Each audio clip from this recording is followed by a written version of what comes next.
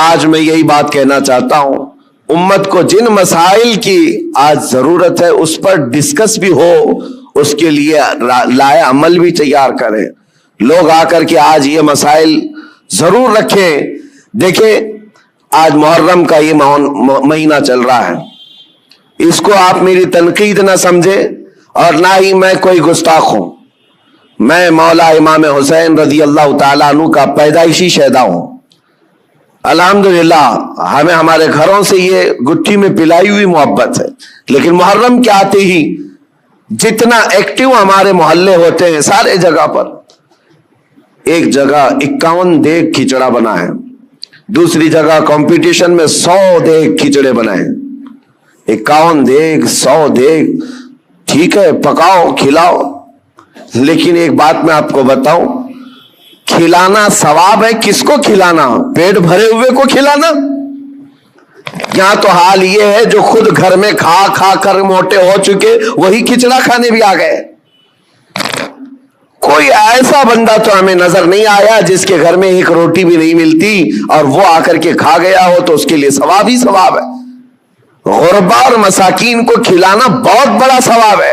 سرکار غوث پاک نے تو فرمایا میں نے ساری نیکیاں الٹ پلٹ کر دیکھ لیا، صرف 2 نیکیاں ایسی نظر آئی جو رحمان کو سب سے زیادہ محبوب ہیں، انہوں نے اپنے ملفوظات میں لکھ دیا ہے، فرماتے میں نے ساری نیکیاں چھان کر دیکھ لی، 2 نیکیاں جو سب سے زیادہ اللہ کو پسند ہے، ایک بھوکوں کو کھلانا، دوسرا ننگوں کو کپڑا پہنانا۔ لیکن یہ شرط بتائی کہ بھوکوں کو کھلانے کا مطلب یہ ہے کہ جو غربت اور افلاس کی وجہ سے کھا نہیں پاتا۔ میرے اس کہنے کا مطلب یہ نہیں ہے کہ امیر لوگ کھچڑا نہیں کھا سکتے، تبرک نہیں کھا سکتے ہیں، ہم بھی کھاتے ہیں، آپ بھی کھائیں، سارے لوگ کھائیں، لیکن میرے عزیزو ہمارا کل اثاثہ لا کر کے کیا انہی ساری چیزوں پر ہی خرچ کرنا ہے؟ امت کے لیے ایسے مسائل ہیں، پورے محلے میں گھوم پھر کر کے ہم دیکھ لیں، ہمارے لیے ہمارے بچوں کے لیے کوئی ایسا کوچنگ سینٹر نہیں ملتا جہاں پر غریب بچوں کو پڑھا کر کے IAS یا IPS تک کی تعلیمات دی جا سکے، اس کے لیے کوئی سوچتا بھی نہیں۔ اور نہ ہی کوئی ایسا ادارہ ملتا ہے محلوں میں کہ بچہ ہمارا اسکول جاتا ہے، کالج جاتا ہے تو ساتھ میں چل کر کے حافظ قرآن بھی بن جائے، ڈھونڈ کر کے نکالو، نہیں ملتے۔ ہماری لاکھوں کی ایک مشت رقم جو ہے صرف ہمارے ایک وقت کے کھانے میں چلی جاتی ہے، ایک وقت کے کھانے میں آپ کو یہ بات اس لیے عرض کر رہا ہوں، جب مسائل بہت زیادہ ہیں تو جو امپورٹنٹ مسئلہ ہے اس پر اپنی انرجی خرچ کرنا چاہیے، اس پر ڈسکس بھی ہو اور اس کے لیے عمل بھی ہو۔ اور ایک بات میں آپ کو بتاؤں، اسرائیل کی ایک پرائم منسٹر لیڈی رہ چکی ہے، اس کا ایک انٹرویو ایک پترکار نے، ایک صحافی نے لیا تھا، جس کو بعد میں چل کر کے کئی سالوں کے بعد لیک کیا گیا۔ اس نے انٹرویو میں جو پوچھا تھا اس لیڈی سے جو پرائم منسٹر تھی اسرائیل کی، کہا کہ آپ کی بہت بڑی مخالفت ہو رہی ہے کہ آپ ایک ایسی پالیسی پر عمل کر رہی ہیں جس سے پورا ملک جو ہے آپ کے ساتھ نہیں کھڑا ہے، پارلیمنٹ کے جتنے ممبر ہیں وہ آپ کے لیے اتفاق نہیں رکھتے، کیا بات ہے؟ کہا یہ وہ دور تھا جب اسرائیل میں کرائسس تھے، مال کی کمی تھی، لوگوں کے ہاں بزنس نہیں تھا، تجارت نہیں تھی اور جاب نہیں تھے۔ اس وقت جو پرائم منسٹر ہے وہ اسلحات کی ڈیل کر رہی تھی، ڈیفنس کے سامان اسلحے خرید رہی تھی اور اس پر سگنیچر ہو رہے تھے، ایگریمنٹ بن رہے تھے، تو پارلیمنٹ کے بہت سارے لوگ اس کی مخالفت کر رہے تھے۔ آج ضرورت کس بات کی ہے اور تم کیا کر رہی ہو؟ کھانا پانی ان کو نہیں مل رہا ہے، ان کو کھانے پانی کا انتظام کرواتے، نہ کہ تم جو ہے ڈیفنس کے ہتھیار خریدتی۔ اس خاتون نے کہا سب کی مخالفت جھیل لیا، لیکن مجھے جو ایسا کام کیوں ضد پر کر رہی ہیں؟ سنو میرے عزیزو، وہ یہودن ہے، یہودی اسرائیل کی رہنے والی، اور پرائم منسٹر وہ کہتی ہے میں یہ کام جو کر رہی ہوں اس کام میں میں انسپائر ہوں، بہت زیادہ متاثر ہوں تو پروفیٹ محمد صلی اللہ علیہ وسلم سے، مسلمانوں کے رسول محمد صلی اللہ علیہ وسلم سے۔ کہا وہ کیسے؟ کہا کہ انہوں نے زندگی میں جو اسلامک سلطنت اسٹیبلش کر دی مدینہ طیبہ میں، حالات ان کے بھی اس وقت ایسے تھے کہ ایک کھجور پر ان کے صحابہ پورا دن گزار لیتے تھے، گٹلی چوس کر کے رہ جاتے تھے، ایک پیالہ دودھ کا مل جاتا تو 10 لوگ پی لیتے تھے۔ اور وہ کہتی ہے میں نے ان کی تاریخ پڑھی، ہسٹری پڑھی ہے، جس دن پروفٹ محمد صلی اللہ علیہ وسلم کا انتقال ہوا اس دن ان کی بیوی کے گھر حضرت عائشہ صدیقہ کے گھر میں چراغ جلانے کے لیے تیل بھی نہیں تھا۔ جس دن حضور پاک کا انتقال ہوا اس دن چراغ جلانے کا تیل بھی نہیں تھا۔ وہ ایسی سادی زندگی تو گزار گئے، لیکن وہ خاتون کہتی ہے چراغ جلانے کے لیے تیل تو نہیں تھا، لیکن سب سے قیمتی اور سب سے عظیم اس زمانے کے 9 تلواریں ان کی دیوار پر لٹکی ہوئی تھی۔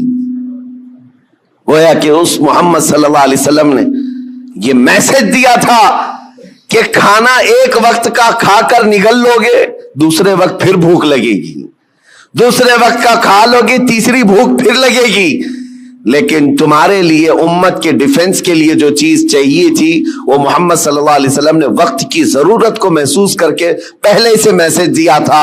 وہ اسرائیلی یہودن کہتی آج میرا یہ عمل ہو سکتا ہے 40 سال بعد آنے والی میری قوم دیکھ کر فخر کرے گی کہ ہمارے لیے کتنی محفوظ پناہ گاہ یہ بنا کر کے چلے گئے۔ میرے عزیزو، میں تعریف کے لیے نہیں کہہ رہا، بات یہ کہہ رہا ہوں، یہ ہوتی ہے قوموں کی تعمیر۔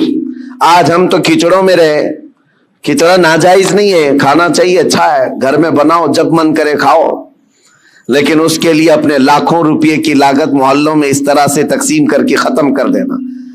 ہاں، اس کو حق بنتا ہے وہ حلوہ بھی کھائے، کھچڑا بھی کھائے، لیکن ساتھ میں امت مصطفیٰ کے مستقبل کے لیے عمارت بھی کھڑی کرے، اس کو یہ حق بنتا ہے۔ میرے عزیزو، مجھے ایک بات یاد آتی ہے، ہمارے ایک استاد، ان کی یہ سوچ تھی، وہ مثال کے طور پر میں عرض کر رہا ہوں، ہمارے ایک ساتھی نے ہماری شکایت کی کہ حضرت جو کپڑے پہننا ہے سارے طلبہ کو، اس کے علاوہ ایکسٹرا یہ کپڑے پہن لیتا ہے میرے بارے میں۔ کہا یہ صدری پہن لیا یا جاکٹ پہن لیا، کہا جو سٹوڈنٹس طلبہ پہن رہے ہیں اس کے علاوہ ایکسٹرا یہ۔ تو انہوں نے کہا کہ بالکل میں سب کو برابر دیکھنا چاہتا ہوں، کس کو کیا پہننا چاہیے۔ اور اس کے بعد انہوں نے ایک جملہ کہا تھا ان کو شکایت کرنے والوں کو، کہا اس کی طرح 4 صفحے سبق تو بھی سنا دے اور تو بھی ایسی کپڑے پہن لے۔ ہاں، اگر کسی کام میں تم پورے اترے ہوئے ہو اور دوسرا تمہاری دیگر ضروریات بھی پوری کر رہے ہو تو کوئی مسئلہ نہیں۔ میرے کہنے کا مطلب یہ ہے کہ آپ بڑی بڑی نیازیں کریں، لیکن اس وقت جب امت کی مستقبل کی ضروریات پوری ہو رہی ہو پھر کھانا بھی کھلائیں، دیگیں بھی چڑھائیں، اچھا ہے، عرس بھی کریں۔ یہاں حالات تو یہ ہے کہ ہم یتیمی کے حالت میں آ گئے ہیں آج۔ میاں کتنے تو ایسے ہمارے مسلمان کپلز ہیں اپنے چھوٹے چھوٹے بچوں کو لے جا کر کرسچن اسکول کے باہر کھڑے کرتے ہیں اور ایڈمیشن کے لیے پاپڑ بیلنے پڑتے ہیں، اور ان کو کتنی مرتبہ وہاں پر عیسائی نن ہو کہ پادری ہو تانے مارتے ہیں، ٹانٹ مارتے ہیں، کتنی مرتبہ ایسی شکایتیں آئیں۔ لیکن کیا کریں، ایک جگہ پر مجھے خود یہ بات یاد آتی ہے، ہمارے مقتدی تھے ایک حاجی صاحب، اپنے 2 بچوں کو ایک بورڈنگ اسکول میں انہوں نے ڈالا تھا، 4تھی اور 5ویں کے بچے، سال کا 4 لاکھ روپے پے کر رہے تھے۔ اور ایک بار وہ مجھے ساتھ میں لے کر گئے دکھانے کے لیے کہ آئے دکھاتا ہوں کتنا بہترین ہے، 45 ایکڑ میں بنا ہوا یہ بورڈنگ اسکول ہے، سب کچھ ہے۔ میں گیا تھا، ان کے مینیجر سے میں نے پوچھا کہ شیڈول کیا ہے آپ کا، بچوں کو کیسے آپ ٹریٹ کرتے ہیں۔ انہوں نے صبح 5 بجے سے لے کر رات کے 9 بجے تک کا پورا گھنٹے کا شیڈول بتایا، اس میں پوجا بھی ہے، یوگا بھی ہے، جاگنگ بھی ہے، سب ہے۔ میں نے پوچھا سارے بچے کرتے ہیں؟ کہا سب کرتے ہیں، چاہے ہندو مسلم ہو، سب کو کرنا ہے یہ۔ اور جن کے بچوں کے لیے ہم گئے ہوئے تھے وہ سال بھر سے پڑھ رہے تھے، میں نے ان حاجی صاحب سے کہا وہ بڑے پرہیزگار ہیں، ایک نماز بھی قضا نہیں کرتے۔ ہم نے کہا ان کو آپ اپنے بچوں کو اتنی مہنگی پوجا کروا رہے ہیں، اتنی دور لے جا کر کے۔ تو خیر ان کو یہ بات لگی، لیکن انہوں نے جواب میں کہا ٹھیک ہے حضرت میں وہاں سے نکال لوں گا، ہمارا ہے کہاں